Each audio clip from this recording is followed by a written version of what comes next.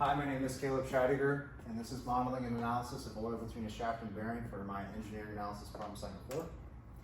So how our problem statement is related to a real-world application is through a crank and cam shaft, which demonstrates the behavior of rotating engine components supported by bearings. This highlights the role of lubrication in minimizing friction and heat, and this reflects how engines such as car and aircraft engines use oil-lubricated bearings and cooling systems for heat dissipation. So going into the problem statement, it is known that the shaft is rotating in a fixed, non-moving bearing support provided by some motor torque that's provided from an electric motor about its center. Motor torque there, and from that motor being spun at the shaft, there's convective heat transfer coming between the friction of the shaft and bearing, which dissipates heat off from the system. The system starts from rest, and the shaft spins freely. As the shaft is spinning, there's engine oil between the shaft and the bearing. When I plot the motor torque plot, there's an initial high torque, allowing strong initial acceleration from rest. There's decreasing torque with speed, so as the motor torque decreases linearly, this slows the rate of acceleration. It reaches a steady state speed at a no load speed, where the system stabilizes at a maximum speed. And this is a self-limiting design, which limits the maximum speed naturally, promoting stability and efficient power usage. For some system components, as seen here, we know the shaft length, shaft radius, bearing inner radius, and bearing outer radius, each denoted respectively in the system. Some system parameters that we know that the ambient and initial temperature are equal to one another as air is traveling along the outer surface of the bearings through dissipative heat, and we know some initial motor parameters as constants defined. Some introductions to some problem assumptions. So we are assuming that there's uniform temperature distribution. This can also be defined as a lump system, that the difference in temperature throughout a period of time remains constant. There's steady state flow in the engine oil, so the shaft speed is quick enough to assume the engine oil remains stable, and this is linear laminar behavior. And we're also assuming there's no slip between the bearing and shaft, so V equals omega R, and this flow is parallel flow. We're assuming that the y component of the velocity v is 0, and also the plates are thin enough to assume that this is parallel flow for thin-walled parallel plates.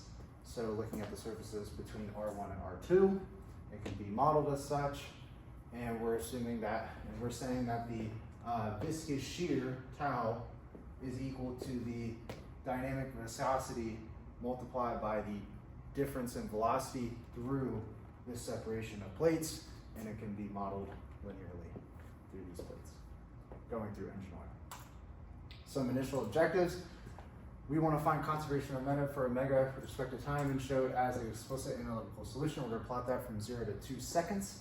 We're going to find conservation of energy for the shaft as for temperature with respect to time, and show it as a differential equation, solve it numerically using Euler's method, and plot it from 0 to 10,000 seconds. We're going to find time constants for angular velocity and temperature with respect to time. We're going to validate it using the steady state values for omega for angular velocity and temperature, and compare those with the plots from the general solution as temperature is approaching infinity. And then for a second piece of validation, we're going to find the explicit analytical solution for temperature with respect to time when angular velocity is at a steady state, and compare that to the time constants that we found in our general solution. So going with conservation of momentum, we start with sum of moments. So we say that the moment from motor torque is moving, and then there's opposing viscous shear torque, or the moment friction torque. And we can solve for the change in angular velocity with respect to time, as seen there, and we want to find the friction torque in the moment of inertia. So solving for the friction torque, as I said, there's viscous shear, the system, that's in the shaft, and then multiplied by the radius of the shaft.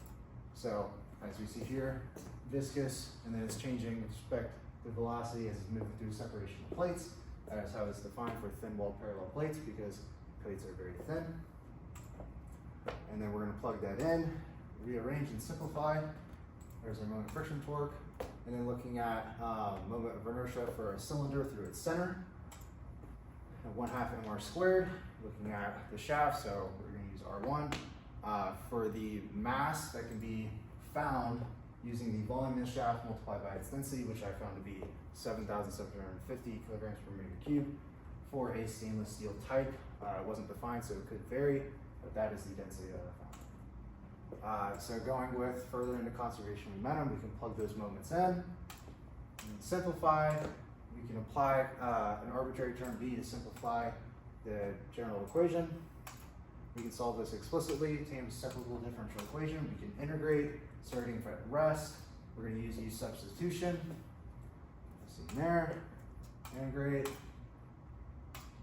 We're going to solve the separable integral. We obtain an integration constant. We're going to substitute u back in. We're going to solve the integration constant. The system starts from rest.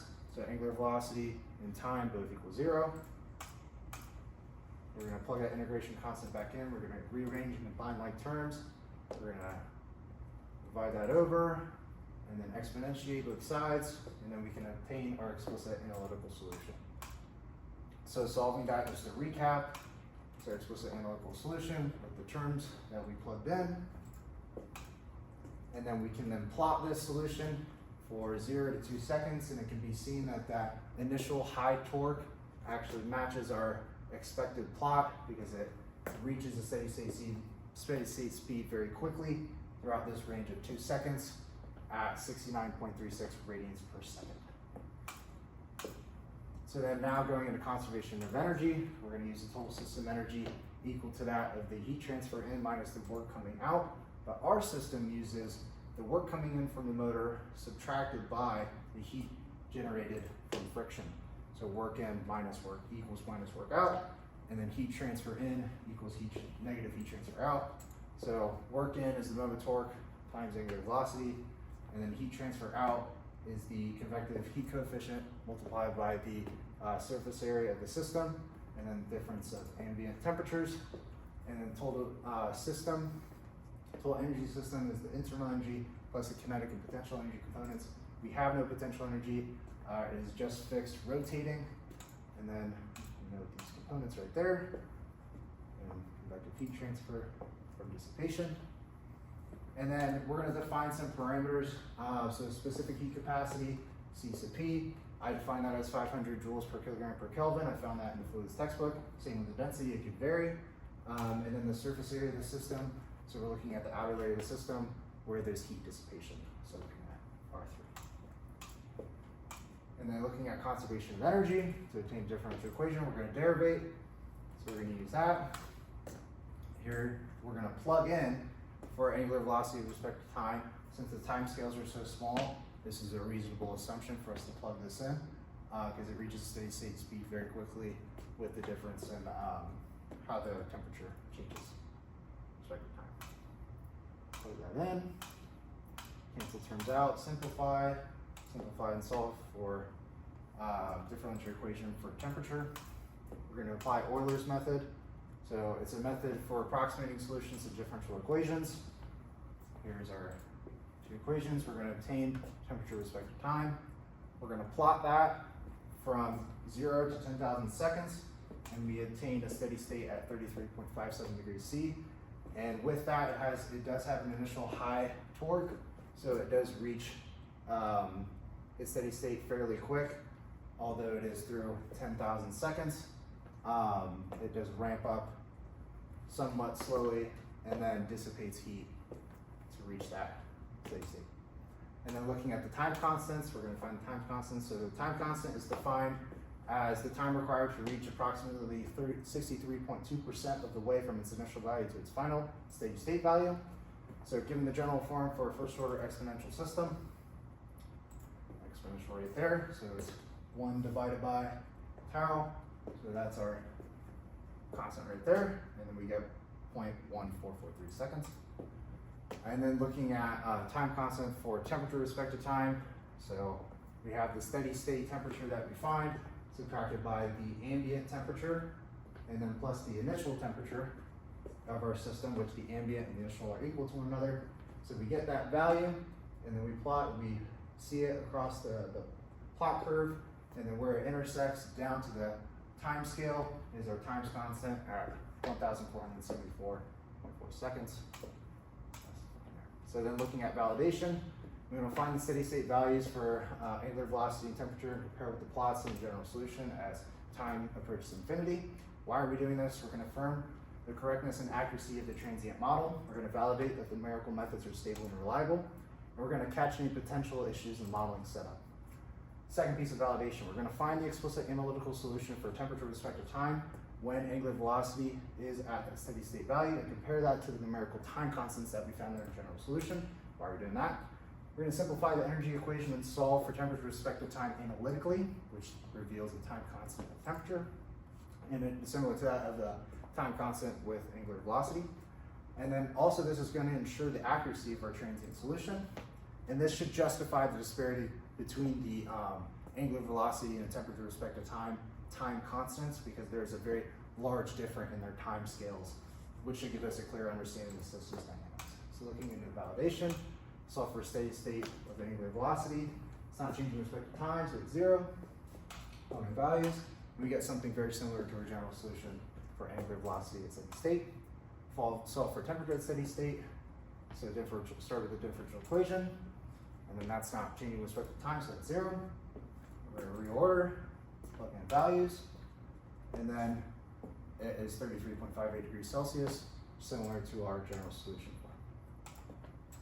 So then we're going to find the second piece of validation. We're going to solve for temperature with respect to time analytically. So we're going to start with a differential equation that we found in general solution. Noting that the angular velocity can be noted as a steady state value for angular velocity because the time scales are so largely different, and reaching a steady state speed very quickly relative to the changing in temperature. So when we rearrange this differential equation, we can say that this is our constant term, which is actually the heating term for the system, and then this is actually the cooling term, which is the dissipative heat transfer and then work. So just the thing to note. And then solving that, we're going to take a separable differential equation. We're going to integrate. It starts at rest. We're going to use U substitution. There's our values. We're going to plug those in. And we're going to solve. We obtain that. We have an integration constant. We're going to substitute U back in. And then we're going to solve the integration constant because the system starts at rest. So temperature and time both equal 0. And solve for the integration constant. We can plug that integration constant back in, rearrange and combine like terms, and then we're going to divide this over so it's on this side and exponentiate.